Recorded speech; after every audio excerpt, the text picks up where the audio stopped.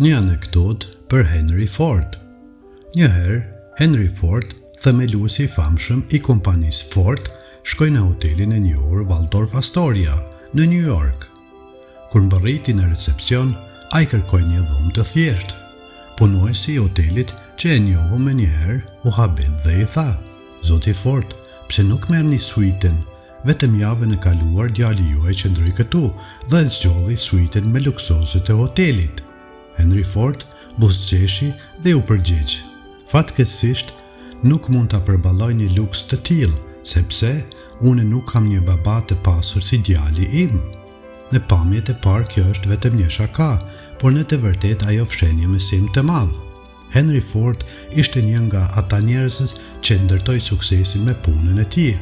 Ai nuk lindi i pasur, çdo hap e arriti me mund, këmbgulje dhe sakrificë. Edhe pasi u bë një nga njerëzit më të pasur në botë, ai nuk i harroi kurrë rrënjët e tij.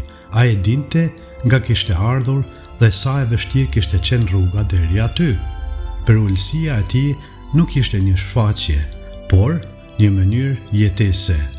Ndoshta pikërisht këtu qëndron ndryshimi mes një njeriu mesatarisht të suksesshëm dhe një njeriu të jashtëzakonshëm.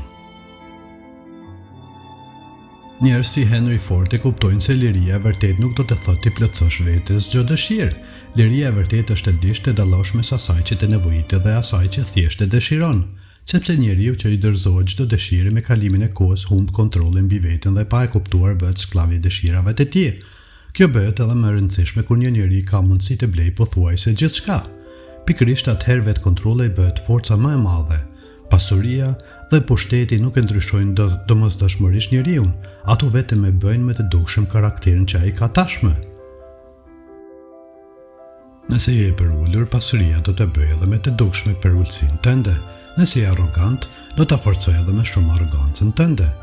Ndoshta kjo është arsyeja pse jeta shpesh na jep kohë të formojmë karakterin, të mësojmë të kontrollojmë dëshirat dhe të zotërojmë veten përpara se të na jap suksesin ose pasurinë. Sepse suksesi vërtet nuk matet vetëm me atë sa lart arrin, ai matet edhe me atë sa besnik mbetesh ndaj vlerave të tua, sa i kujton fillimet e tua dhe sa njeri mbetesh pavarësisht se sa lart ngitesh. Mos harro kurrë nga ke ardhur, sepse rrënjët e tua janë ato që të mbajnë me këmbë në tokë edhe kur arrin majet.